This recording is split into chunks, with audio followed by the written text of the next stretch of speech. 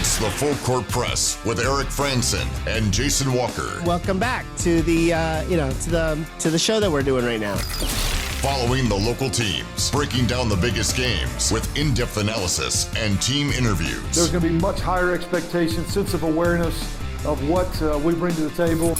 Join the show by calling into 435-752-1069 or text 435-339-0321. It's the Full Court Press. Rose, ends up, yes! Caught! Touchdown! They did it!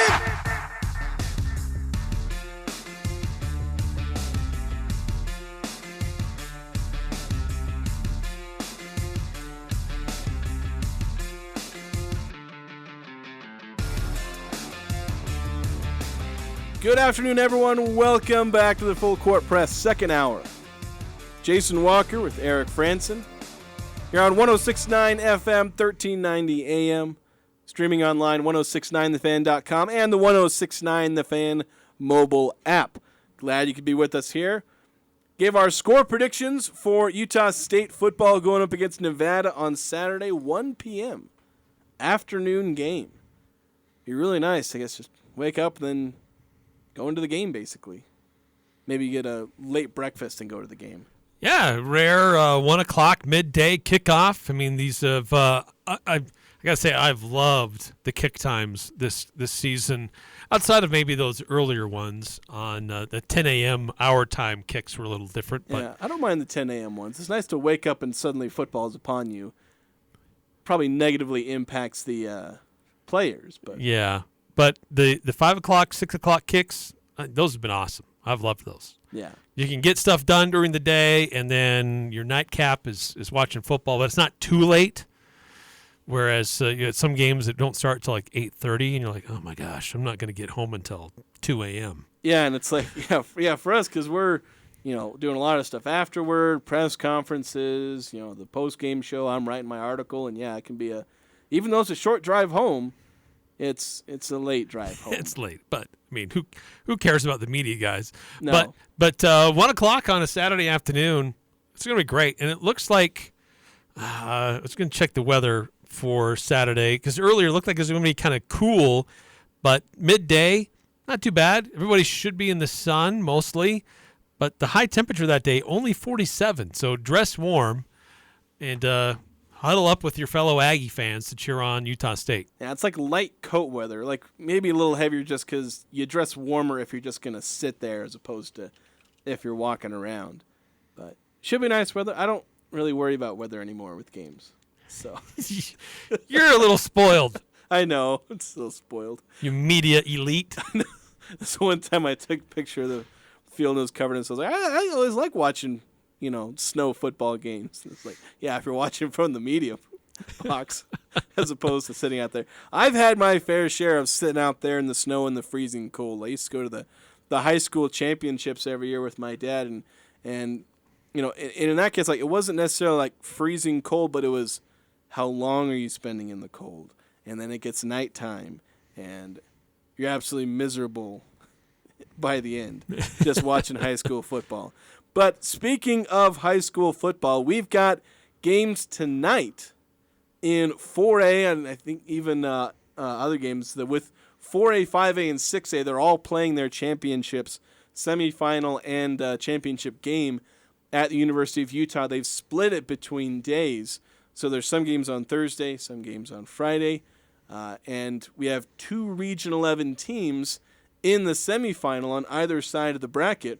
One of them, Green Canyon, plays tonight going up against Park City.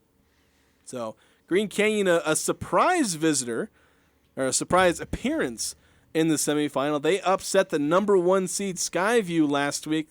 Something forgetting the final score, 36-32. Yep. So didn't think Green Canyon was going to win in a shootout. That's if you'd have said Green Canyon was going to beat Skyview, I would have said, okay, they beat them 17-13. I wouldn't have said 36-32. Like the week prior. Yeah. So I would not have expected that kind of score. But Green Canyon's here nonetheless, ready to prove people wrong and continue the Green Canyon hegemony over 4A. Yeah, what a run for Green Canyon athletics lately. But tall order tonight. Again, that game kicks off at 6 o'clock on our sister station, 100.9 Light FM. Adam Lurcher, Stockton Jukes, down at the University of Utah to call the game here on local radio. So excited to hear that one play out. But tall order taking on Park City. Through the regular season up until the fall break, Park City was undefeated. And it was only them and Skyview, really, who for most of the season were undefeated. Now, Crimson Cliffs only had one loss on the year as well. But Park City getting their lone loss at the last game of the regular season, losing 35-9 to Springville. Other than that, they pretty much dominated everybody else that they faced. A few games were close. Close game against Dixie, close game against Stansbury. They barely got by Timpanogos. But most of the rest of their games, they had strong offense and strong defense. I think you see a lot of similarities between, not necessarily in playing style, but in, level of skill from Skyview and Park City, where both were undefeated. Again, for the most part, Springville's 5A, aren't they? 5A or 6A? I think they are. So, Park City going undefeated against 4A, Skyview being undefeated overall. I think they beat a 5A team or two, but we're obviously also undefeated against 4A. But Skyview looked mortal in a lot of those games, and Park City has looked mortal in a lot of their games. So undefeated, yes, or in Park City's case now 11-1, yes, but unbeatable, no. And Green Canyon played on that with Skyview. Skyview was not unbeatable. They did not show that, because sometimes you just have that special team that is just that much better than everyone else. You get that in high school every now and again. You see that in some sports. We've seen it around here in a couple of different sports. Mountain Crest girls soccer last year, Ridgeline girls basketball. I think Skyview had a team a few years back in football. They were just that way. They were just better. There's not that team this year in this bracket. I mean, you see it where you have in the semifinals 8 seed, 4 seed, 2 seed, and a 6 seed. This ain't gone chalk at all. No, I mean, Crimson Cliffs has been pretty dominant in their 2 playoff games that they've played. Park City, I wouldn't say they've been dominant. I mean, Timpanogos, that was a rematch of a game that happened earlier in the year that was close. And the rematch was also close. They didn't really blow by Dixie, which I guess that also was a rematch of a previous game. But, for Green Canyon tonight, it's got to be all about putting those hard hats on, going to work defensively, and just making life as miserable as possible for Park City. And to find that spark, what was that motivation that got that offense going in that Skyview game? Because they're absolutely going to need it if they want to advance beyond tonight and be the last one standing next week. Yeah, because like with Skyview, they allowed the 32 points. If their offense hadn't kicked it up another notch, they wouldn't have gone any further. So this is why I keep saying with Green Canyon, defense is going to win you championships, but offense is going to get you there. It's done that so far. And it's not like the defense has been bad. Giving up 32 points is nothing to be ashamed of against Skyview. But you were talking about like making life miserable for them. They did. They were shutting out Skyview early on, where Skyview had to make a rally in like the second or third quarter. Making life miserable for the Bobcats, making them really work for it. Do the same thing against Park City, and as long as the offense pulls their weight, there's another win waiting for the Wolves. They just got to seize it. Right. Yeah. So excited to see this one. Obviously excited for the players to be able to perform on that field at the University of Utah. And really, look, this was a team that early in the year, they were the number 1 team. Had a few setbacks, but didn't let that deter them. They were able to turn some things around, rediscover their offense a little bit, and have played well during these playoffs. So I'm excited for this game. Park City is not going to be an easy task. Tomorrow it won't be an easy task for Ridgeline either. You get to the Final Four, you're going to face good teams. Yeah, there's nothing easy at this point for anyone. So you're going to be facing the best of the best teams at this point, the toughest teams that have gone through the most adversity and overcome all that adversity. And whoever does it the most is going to end up hoisting that gold trophy at the end of the day. Yeah, so Green Canyon taking on Park City. Kickoff will be at 6. At least that's what's scheduled. Pre-game coverage about 5:45 on 100.9 Light FM. One of the few times we will invite you to change the channel if you want to go listen to Green Canyon in the semifinals of the UHSAA 4A football playoffs. Are there other games going on before that one? There are. There's So that games game's not starting on time. There are games going on right now. Alta and Bountiful, they're into the fourth quarter, so that game should conclude with enough time for Green Canyon and Park City to get on the field to warm up. It's about a half hour usually. I think there's like minimum or 25 minutes or something. Yeah. I don't know exactly how much time is in that game right now, but I'll have to pull that up and find that out, though. Well, we'll figure that out. Yeah. We'll let you know as it gets closer and closer. Want to turn focus a little bit toward basketball. Utah State, they got the football game on Saturday, but they've also got a basketball game on Saturday. First major challenge for the year. We've had a couple of basically exploratory games. Yeah, the exhibition, playing a Division II team, a good Division II team in Montana State Billings. You faced, it's probably a mediocre to below average Division II team in the season opener. So you've had two teams to discover a little bit of who this team is and who's capable of at least something. We've seen really good things out of Mason Falslev, Josh Aduje, Darius Brown, and sparks from several others. Now they're going to be facing off against a Division I opponent, Bradley. This is a good team, and they won 25 games last season. They did lose one of their star players, Rink Mast. He's their 6'9", kind of their star center. I know he's 6'9", but he did play center for them. They kind of played small ball there. Small ball sometimes power forward. Their starting lineup would shift at different times, but he transferred to Nebraska. But there's going to be a lot of familiar faces coming back for Bradley. They did lose, like I said, one of their top players. They lost a couple of other guys who scored 9 or 8 points per game. But as I said, 4 starters who played against the Aggies last year will be returning for Bradley. So there's going to be some familiar faces. Duke Dean, he was the guy that scored 15 points. He was the leading scorer for Bradley last time out. He'll be back. Some of these other guys' names I can't pronounce. Darius Hanna, he's the guy that's going to be coming back for him. Malave Leons, I think. My apologies to him for butchering his name. But he's actually probably one of the key guys because he's the reigning their conference defensive player of the year. So they put 24 and 14 in their opener. So he stepped up in place of Rink Mast as far as that scoring. So there's some tricky players to deal with here. Duke Dean's he's 5'8" guard, but he's lightning quick.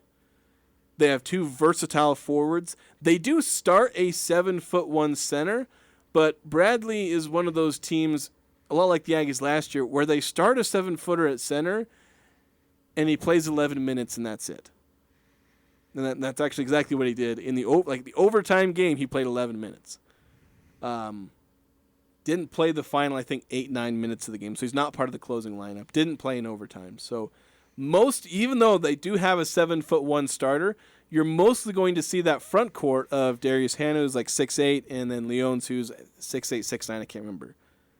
So a couple of versatile forwards and small ball lineups likely to see from Bradley. And as far as stylistically, this is a defensive team. They went up against UAB. This is a team that UAB over the last 2 years has averaged north of 80 points per game each time. They go against Bradley at home. It was at UAB, and they scored, I think, 64 points in regulation. The game went to overtime, 73-71. Bradley won, but an 80-point-per-game team at home being held to 64 points in regulation. That's the defensive capability we're seeing out of Bradley. This is a good Bradley defense. And I think stylistically we're going to see a lot of similarities between these two teams as far as like they want to play defense. The defensive schemes are a little different.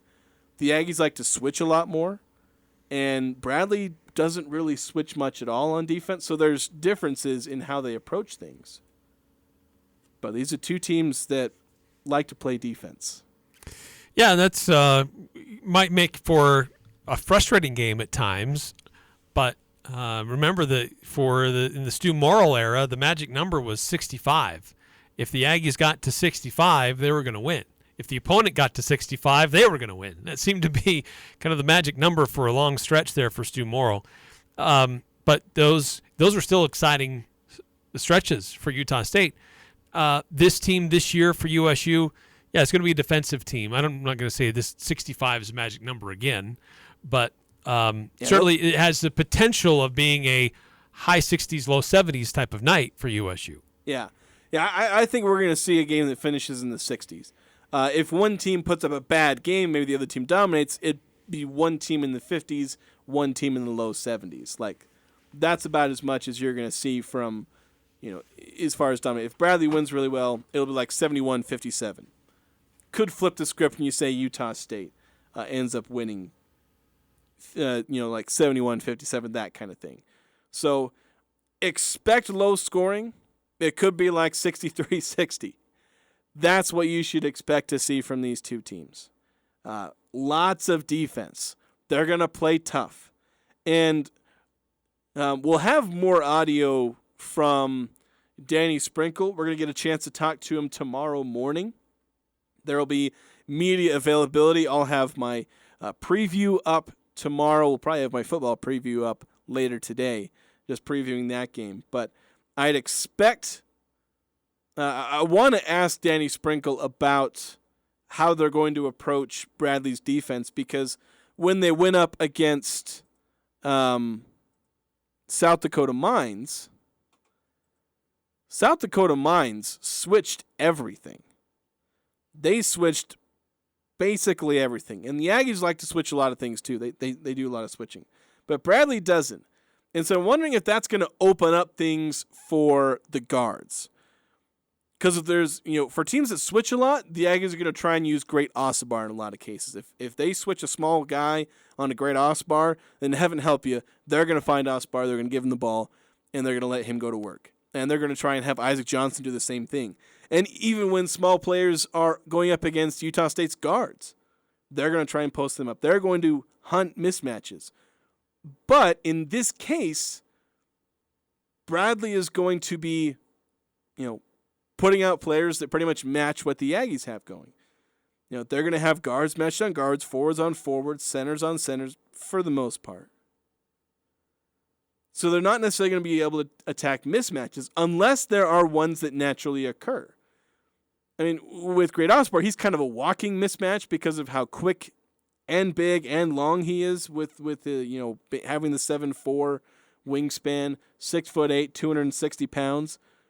So he can kind of be a walking mismatch, especially if they're going up against, I think Leon's, because he's a guy who might play center. He's 6'8", 6'9", but he's only like 210 pounds. Darius Hannah, I think, is only listed about 200 pounds. So that could be a walking mismatch. But it does make me wonder, if Utah State sets screens and they're not switching, does that make things easier for Mason Falslip, a guy who loves to get to the basket?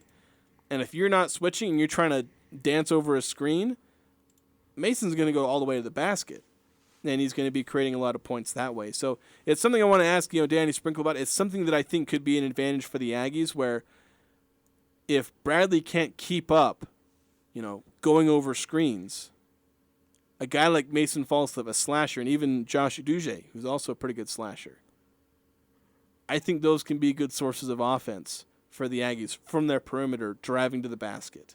So should be an interesting matchup to see how well Bradley is able to defend Utah State, and also how well Utah State is able to respond to adversity. Because something that Danny Sprinkle talked about post-game with South Dakota Mines, this is like, all right, we go up against Bradley. Bradley's going to go on 5-0, 6-0 runs. South Dakota Mines didn't really do that. They had like one kind of run. They made their first 3 shots. So they were up 6-3 at one point.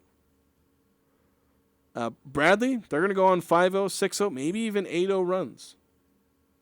Utah State hasn't faced that except for at the end of the exhibition when they'd already stopped trying and they'd already won the game. That's like the one time a team has gone on a run against them and it didn't matter. Yeah, this is really we've seen this Utah State basketball team in a couple of games. But how much do we really know about this team? We're going to learn a lot more about this team and this coaching staff this weekend when they are on the road at Bradley. A decent team, but their previous opponents for USU, they're not good. They're lower level, lower division, not even good teams in lower division. So we don't really know what we've got yet. And so we're going to learn a lot more about it. How do they handle adversity? How will they handle a team that has some talented players? Can they make life difficult on other teams that have good players? Can they get on a run? Can they score the ball from the outside? Can they slash to the basket against bigger players in the low post? So we're going to learn a lot more about Utah State this weekend than what we've previously been able to see. Yeah, I'm certainly looking forward to it. And the last few years we've seen these first tests, and the Aggies have generally responded pretty well. I mean, Ryan Odom's team, like last year, we weren't sure how they're going to do. They responded pretty well early on.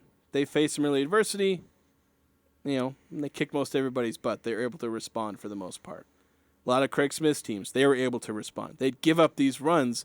They'd go on these scoreless stretches that were maddening, but they'd usually respond. We're going to have to see how this team responds to that. How are they going to respond when the shots just don't fall for 3 minutes? Do they play great defense for those 3 minutes and limit the other team to 2 points, and that's how you deal with that stretch and then you get back on track? Or is this a team that's going to get frustrated and, slack off on defense a little because of that frustration? We'll find out exactly who they are, at least a little bit more of who they are this upcoming Saturday. All right, we're going to take a break. We're going to keep on basketball, but we're going to switch to the professional ranks. We'll talk about the Utah Jazz. They took on the Indiana Pacers yesterday, and rookie Keyonte George got his first start of the season. We'll talk about how the Jazz did and how the rookie point guard did. Coming up next here on the Full Court Press. This is Ryan at My Mattress. Life is good. Life at My Mattress is good too. Why might I say that? Because today is a good day to slay a Goliath. The other day I went into a mattress store here in Logan that has 2,500 stores across the country. I'd say that's a Goliath. We were 20% less expensive on every bed that we both offer. We may not have 2,500 stores, but we are number one in Cache Valley. Better product and better prices. Isn't it time to sleep exceptionally? Only at My Mattress. Black Friday has started at Daryl's Appliance in Benson. They've stocked up so they can give you the lowest prices of the year. Save up to 50% off select appliances. Plus, you get an exclusive 2-year warranty with all scratch and dent appliances. Double dip with their exclusive mail-in rebates. And if you need financing, they have 12 months interest-free available. Daryl's Black Friday sale. See store for details. Daryl's, your first and last call. Find them west on Airport Road, open until 6 p.m. on weekdays, 5 on Saturday. Thank you for letting Cache Valley Ear, Nose, and Throat, the Allergy Clinic, and the Hearing Aid Center take care of your family medical needs this year. Make sure you call now for an appointment before the end of the year to utilize your cafeteria funds. Located in Providence and the new Three Peaks Medical Plaza, North Logan. The entire staff, along with Dr. Benyon, Blotter, and Robinette, wish you a safe and wonderful holiday season. Go to CacheValleyENT.com for details. Most insurance products, including Select Med, are accepted. Advanced Heating and AC and Advanced Fireplace and Stove want to help local families this year with a food drive. Drop off your canned foods at Advanced Heating across from DI or hand them to one of their technicians when they come to your home for a repair. And to say thank you, the Advanced team will match all your contributions and offer a 20% discount on your next service call. Find out more at AdvancedFireplaceandStove.com or call 752-7272. Donate to Advanced Fireplace and Stove's canned food drive for local families. We're not comfortable until you are. Advanced Heating and Air.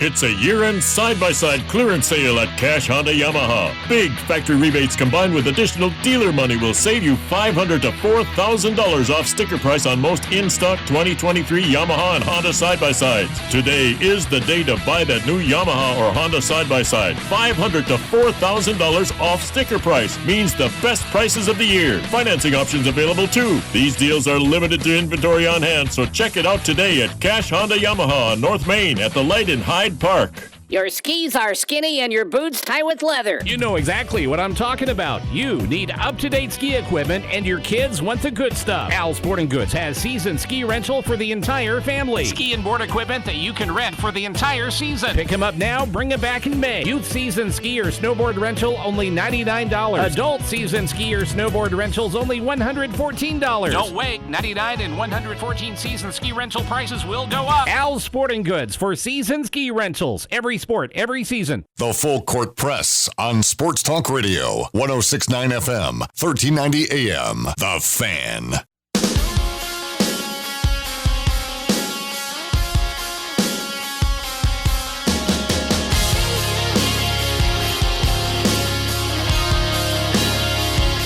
Welcome back to the Full Court Press. Jason Walker and Eric Frandsen. If you want to join the show, Full Court Press text line is wide open. 435-339-0321. Have you got a score prediction for Green Canyon? Take that. Green Canyon Park City. Do you have a score prediction for that? Score prediction? I don't know.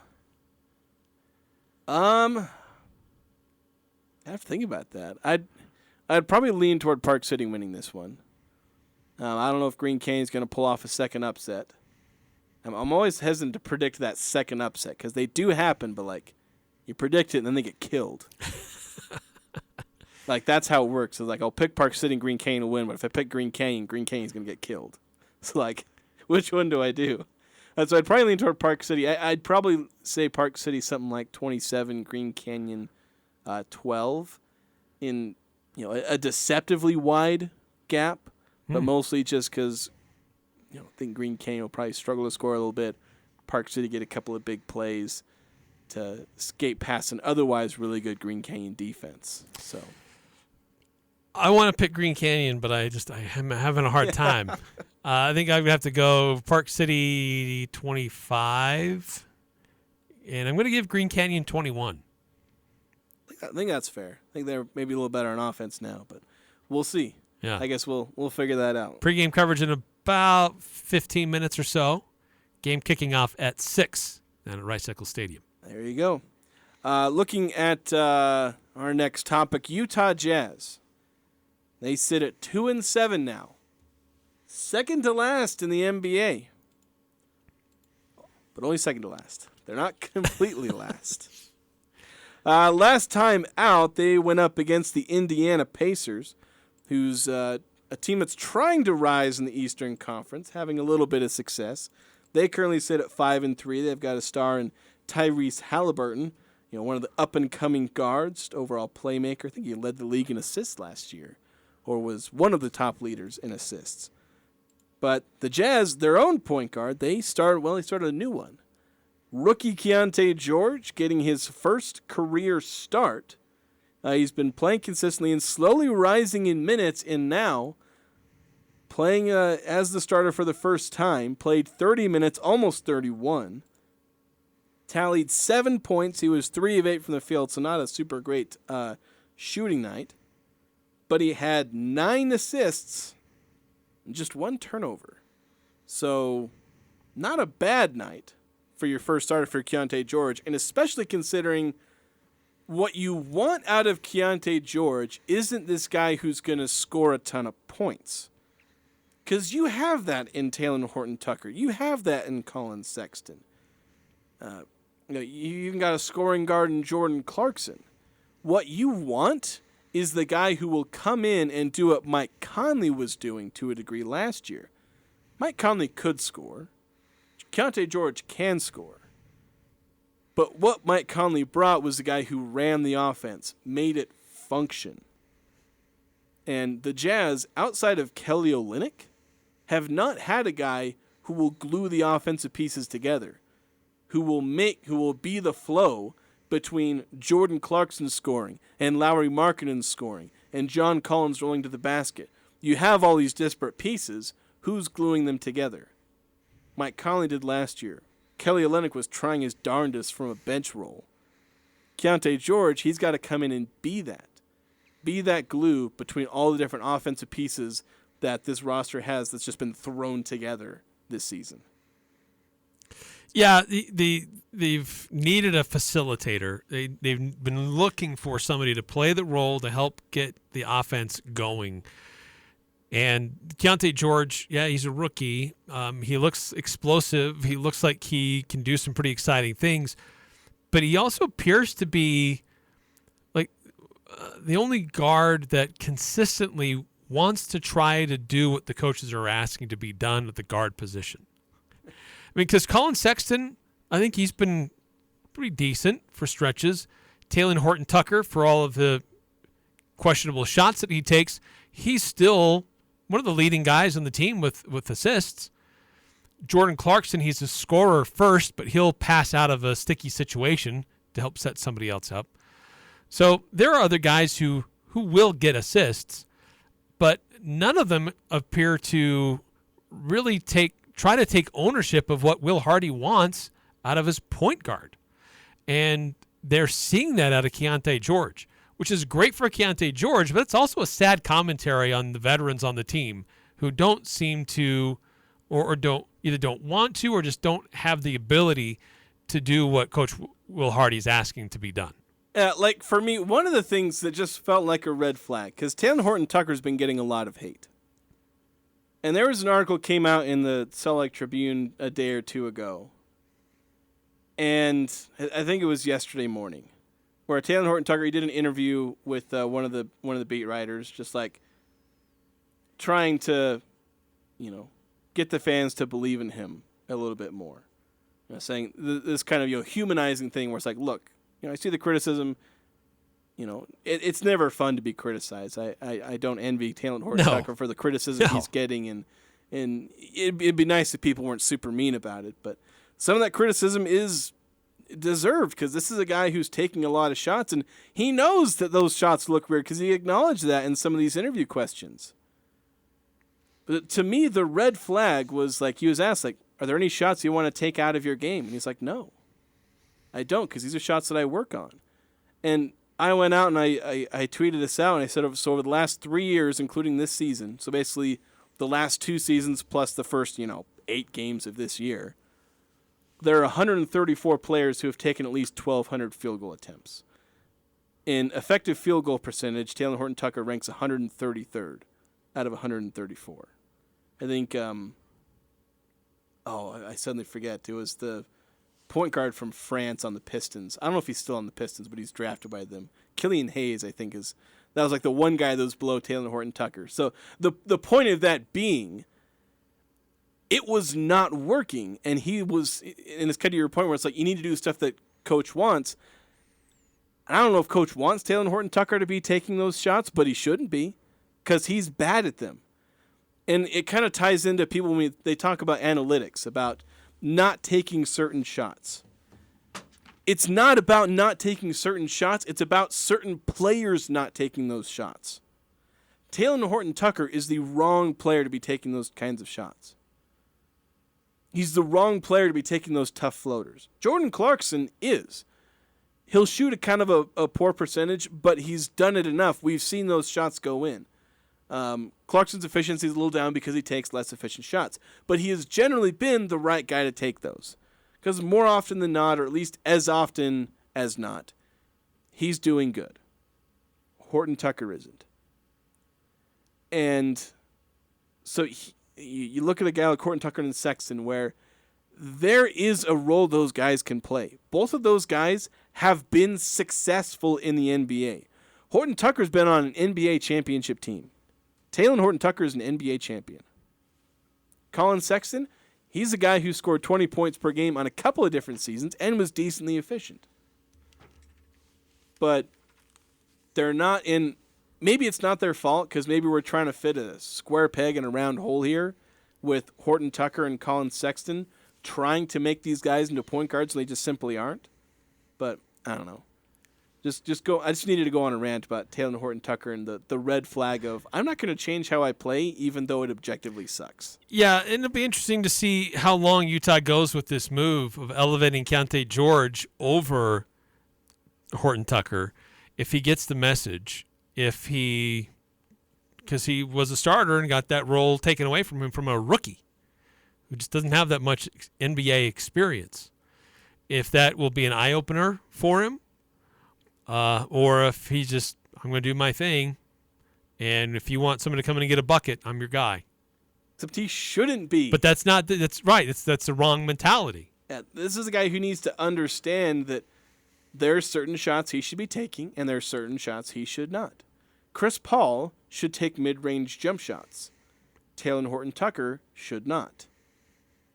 That's the kind of thing. You know, Horton-Tucker, he's been a struggling three-point shooter, but let him continue working on it. Let him take a couple per game. He can figure that out. But I don't need Utah's offense to be full of Horton-Tucker and Sexton and Clarkson, like all three of them, taking off-balance floaters in the paint, which is, in terms of the spectrum of best shot to worst shot, off-balance floater in the paint is like one of the literal worst shots you can take. And, you know, they'll be driving to the basket, put up these crazy floaters, and Lauri Markkanen's standing over there in the corner, you know, Mr. 40+% from three. You know, and corner threes are one of the best shots in the game.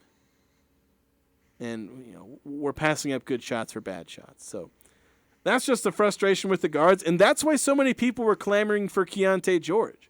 Like, for me, I was content for him to keep coming off the bench so long as he's getting minutes, because for me, the important thing wasn't Keyonte George starting, it was him getting minutes. He was getting minutes as a bench player, increasing minutes because he was showing competence.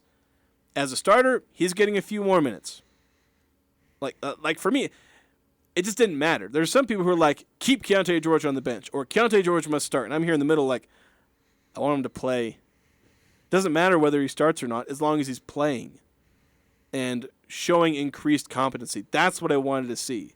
I don't need to see, you know, the little asterisk next to Keyonte George's name indicating that he started that night. I wanted to see how he performed and that he was performing consistently. So he's starting now? Great. It's a good sign that there's some confidence in him, that maybe he is the best option, which again is a good thing, that he's beating out veterans for a starting job. Yeah. You look at the plus-minus for everybody for the game last night. Only one player was a plus. That was Taylor Horton-Tucker. I don't need to hear that. Yeah. But you know what? For the future of the team, look, there are things that Taylor Horton-Tucker can do that are great. That'd be great for a team to have. Just with his length, he can be a good defender on the perimeter. The way he can attack the rim, kind of a fearless player. The things that are great attributes.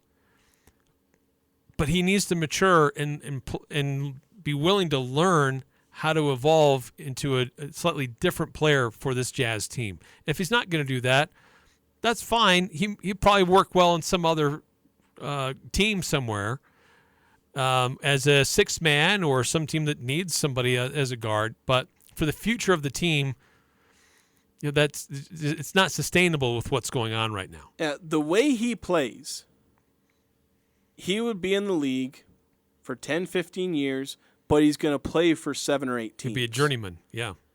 If he does mature into that, you know, a player who's more of a team player, a guy who will pick his spots better, be an overall better player for a team, he'll find a home and stick there, and he'll get a bigger payday. Because otherwise, yeah, he's just going to keep getting 1 or 2 year deals for $7-8 million a year.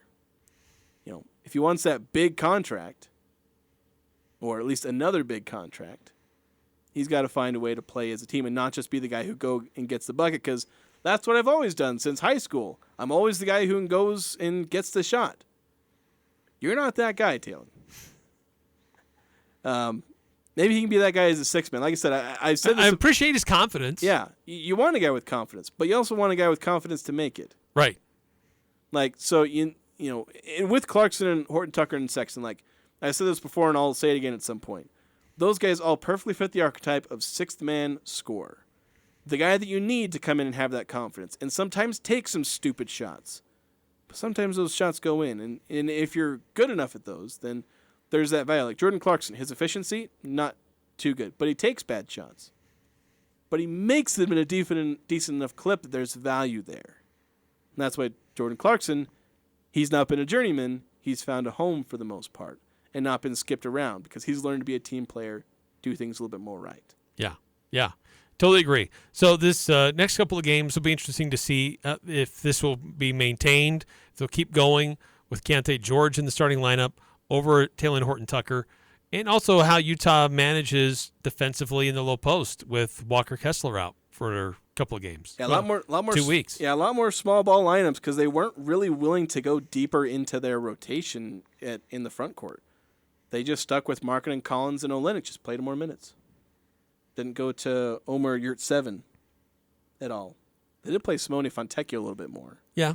But just kind of keeping their same rotation, but just shifting a few players around. Yeah, that was interesting to see how they handled that. Putting Ochak Baji in the starting lineup. Collins effectively playing the center position, even though Markkanen is the taller guy. Yeah, it's kind of weird, that dynamic. Like, who's actually the center, who's the power forward, and yeah, probably is Collins there at the center. So it is a little weird playing a 6'8" guy at center. But anyway, got a transition. We got to take another break. We'll talk a little about Utah State volleyball. They're playing their final home game of the season tonight at 7 o'clock. We'll talk about that next here on the Full Court Press. It's that first kiss, that moment in time. This is Jarek from Jarek's Fine Jewelry. Everyone knows us as an engagement ring store, but not everyone knows about everything else we do. Custom design, our in-house laser jewelry repair. We offer fashion jewelry, charm bracelets, necklaces, earrings, birthstone jewelry, watches. We love people to just look and make a wish list. Stop in and say hi. Jarek's Fine Jewelry. Make it special, make it Jarek's. Hey, business owners, when it comes to your employee benefits package, you deserve the best. This is Matt Robbins with Quality First Insurance and Alera Benefits. We believe employee benefits should be affordable and hassle-free. Let's sit down and give your benefits package a fresh look. Call Quality First Insurance and Alera Benefits today, 435-752-0101. Hello, I'm Garrett Tanner, Operations Manager at Cache Valley Bank. With 20 years of banking experience, I strive to use my knowledge to help small businesses overcome any challenges they may face, no matter how complex. My customers are important to me, and I take a genuine interest in understanding their lives. Come visit me at our mall branch or give me a call. I'd love to get to know you and show you what opening an account at Cache Valley Bank can do for you. Cache Valley Bank, member FDIC. Aegis Home Health and Hospice is your premier healthcare provider. When your loved one needs care, at home, wherever home is, allow Aegis Home Health and Hospice to help. I'm Josh Fenton, part of the Aegis team, where we customize healthcare for optimal results. Our award-winning staff brings character, experience, and trust. Contact us today and see why we were voted Best of Northern Utah. Call 435-723-9000 or visit our website at myaegis.com. Experience Barrel and Stave on Federal Avenue, where good food, good drinks, and good people meet. Using local ingredients to create the most delicious taste possible. Barrel and Stave is a cozy cocktail bar offering a large selection of wines, whiskeys, and cocktails, along with an amazing selection of bar bites and weekly chef specials guaranteed to tantalize your taste buds. With live music every Wednesday night and Thirsty Thursdays that offer $2 off drafts, come and see what you've been missing. Barrel and Stave, Tuesday through Saturday evenings on Federal Avenue. This is Detective Ditzel with the Logan City Police. Law enforcement agencies are seeing a spike in vehicle thefts this year. A large majority of these crimes were due to unlocked doors and keys being left inside. We encourage citizens to protect themselves and make sure your vehicle is locked, the keys have been removed, and nothing of value has been left inside. Also, with colder temperatures here, don't leave your vehicle warming in the garage or driveway unattended. This is a prime opportunity for thieves. Don't become a victim.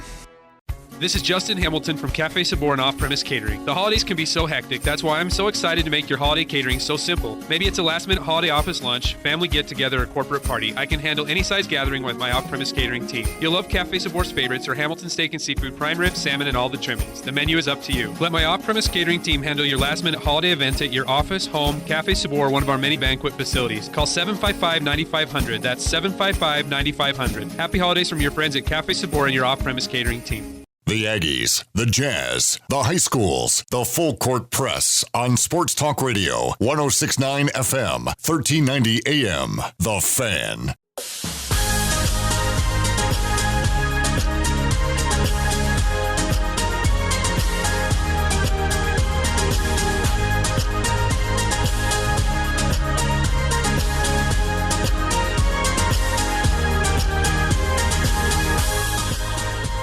It's an exciting weekend of sports once again for Utah State.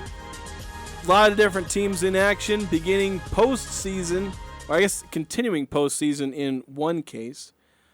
Tonight is when everything begins. We'll have games Thursday, Friday, and Saturday. 4 different teams again in action for Utah State, starting with volleyball tonight.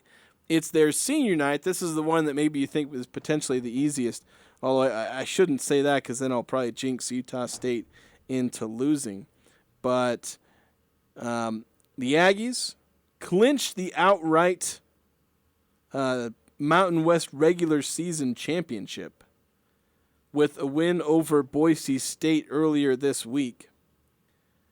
But there's 3 games left on the schedule. They got to play them. And for this team, you know, you're not guaranteed to get into the NCAA tournament. They're trying to get back there. Last year, the Aggies went to the NCAA tournament. It was the first time in about a decade since I think they've been in the Mountain West. It was the first time they'd been to the NCAA tournament. And they ended up losing to Arkansas. It was a 6-seed Arkansas. But Aggies trying to get back. And mind you, they are borderline good enough to get an at-large bid right now. A lot of like what UNLV did last year, because UNLV didn't win. They won the regular season title. They didn't win the conference title. But if I recall, and I could be wrong, but I'm pretty sure that UNLV ended up making the tournament. Maybe I should be double-checking, because I said that a couple of times to a couple of different people. But I feel like I remember them making the tournament as well, because they did spectacular last season, the Rebels did. And the Aggies are kind of on par. And in fact, the Aggies, they're receiving votes in the top 25 poll for volleyball. They're nominally like 33rd if you count, you know, who's getting how many votes. I think they have like 4 points. So like a couple of people are voting for them, or, you know, anywhere between 1 and 4 people have voted the Aggies into the top 25 poll. I believe that's a coach's poll. But in the volleyball RPI, which certainly likely factors into has to factor into, just like it does in basketball, factors into the volleyball selection for the NCAA tournament. And the Aggies in that ranking are 15th. They are 15th in the volleyball RPI. So you don't want to slow down these last 3 games. And don't want to start with this one, especially because it's San Jose State, who's a team that struggled this year. They are, I believe, 10th out of their second to last in the Mountain West this season, 3-11 in Mountain West play. So for the volleyball team, this is not the game to be dropping. And they already dropped one against Air Force, which is looking a little embarrassing. Granted, Air Force, they're in 5th. So it's not the worst loss in the world. But for Utah State, want to keep that going. Want to keep what is now an 11-game win streak going. And so over the last 3 games, they're going to be playing San Jose State, who, as I said, is 10th in the standings. Then they play Fresno State, who's 4th. So that's your toughest game remaining on your conference schedule. And then they'll go up against Nevada, who is last. So those are the last 3 games, couple of easy opponents, a tough one. Want to make sure you finish out the season strong. Get yourself a nice 11, or boot that 11-game win streak up to 14. So that starts tonight. It's the first Aggie game of the weekend. Tonight, 7 p.m., Club Estes. It's senior night for what is a pretty senior-heavy roster. There's a lot of seniors on this team, a lot of stars. There's some good players, looking forward to the future, but a lot of stars that have brought the Aggies these back-to-back-to-back Mountain West championships, winning a share of the regular season title 2 years ago, winning the conference tournament last year, and then winning the regular season title, and we'll see what they do with the conference tournament title if they're able to clinch that as well. The other team in action, the next team in action will be Utah State Soccer. They're going to be playing BYU again. Utah State faced, at the time, number 1 BYU on Bell Field, ended up beating them 1-0. Now, first round of the NCAA tournament. They'll face them again. It'll be a big matchup. We'll get into it a little bit more tomorrow. That game, I believe, tomorrow at 6, I believe, is the time for that one. It'll be one of the biggest games in recent history for the Aggies, trying to get a victory in the NCAA tournament. But anyway, we're going to take another break, and Eric, he's jumping back and forth. He's trying to get things set up with our Green Canyon broadcast, and coverage should be starting pretty soon there. We'll come back, hopefully be able to join us for Pick 6. We'll see if he's made his lines. Maybe I shouldn't make any promises. We'll finish up the show coming up next, one way or the other, here on the Full Court Press. When it comes to home care, it's important to know you have a choice. If you or a loved one is in need of hospice or home health services, remember that Primrose Home Care and Hospice believes in treating the patient as well as the problem. We work directly with you and your doctor to create a health plan that's catered to your needs. Our team is devoted to providing options in the freedom and safety of your own home. Visit us at primrosecare.com or call to schedule a free consultation. Primrose Home Care and Hospice, your local hospice and home health provider since 2006. If cost is preventing you from calling an attorney after your accident, you can stop worrying now. You can call the Advocates and discuss your case with an experienced Cache Valley attorney at no cost to you. At the Advocates, when we say you pay zip, nil, nothing, we mean it. Our consultations are free and we don't get paid unless we win your case. Let us be your advocate and we will fight for the settlement you deserve without you ever opening your wallet. Call 801-355-5550 or chat online at utahadvocates.com.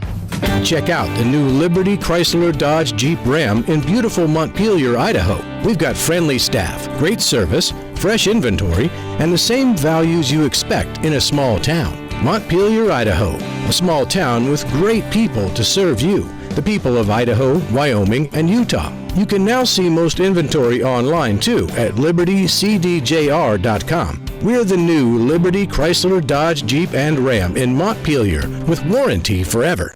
A little bit of fire sense from the Utah Farm Bureau. The weatherman said that the wind is gone, so I gather up the stubble and I'll burn it up. Make sure the neighbors all know what's up. Call the fireman to get the right permission. Check the wind again, cause the weather's always switching. Boy, I can't wait to burn this debris. Watch me do my thing. Burn it for the corn, burn it for the wheat. Burn it so that you can grow new seeds. Use your fire sense when you're burning things. Use firesense.org, baby.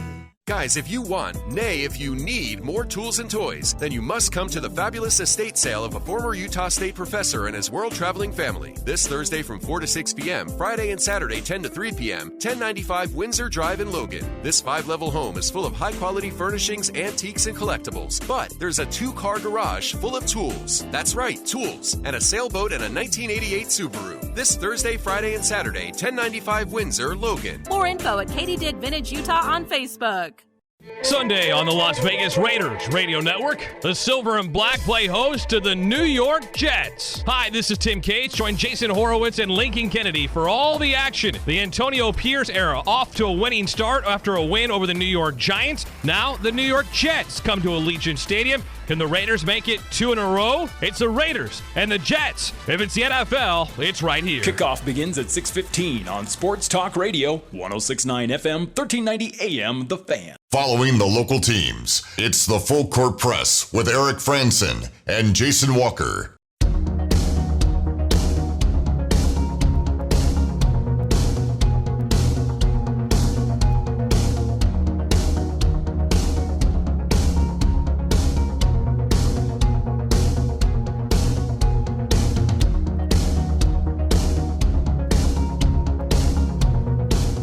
Welcome back to the Full Court Press, finishing things up here.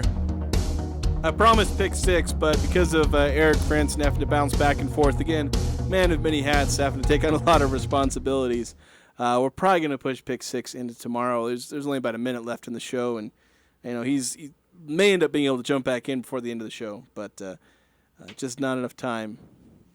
He's back. I don't know. I just told him we might have to push pick 6. We've only got about a minute. I don't know if you have enough time to go through all the lines. I can be lightning fast. All right, okay. We're going to go. Ready. All right, we're going to do it. Okay, start. All right, Cooper Legaw passing yards versus Nevada, 255.5. I'm going to go over. I'm going to take the under. All right. Falslev, points, rebounds, assists, and steals combined against Bradley, 28.5. Under. I'm going to take the over. And then Bradley turnovers against the Aggies, 17.5. I'm going to go under. I'm going to take the over. All right, I'm going to have to use one of my backups. Lowry Markkanen, points against Memphis, over under 27.5. Over. I'm going to take the over as well. Points in the USU Bradley game, so combined points between the two teams, over under 132.5. I'm going to take the over. I'm going to take the under. And then Keyonte George, assists against Memphis, over under 6.5. Ooh, I'm going to take the over. I'm going to take the under. And then tiebreaker, predict night, Thursday night matchup. We'll do this off the air. We got about 5 seconds. We're going to predict Thursday night football. But thanks so much for listening. Tune in tomorrow.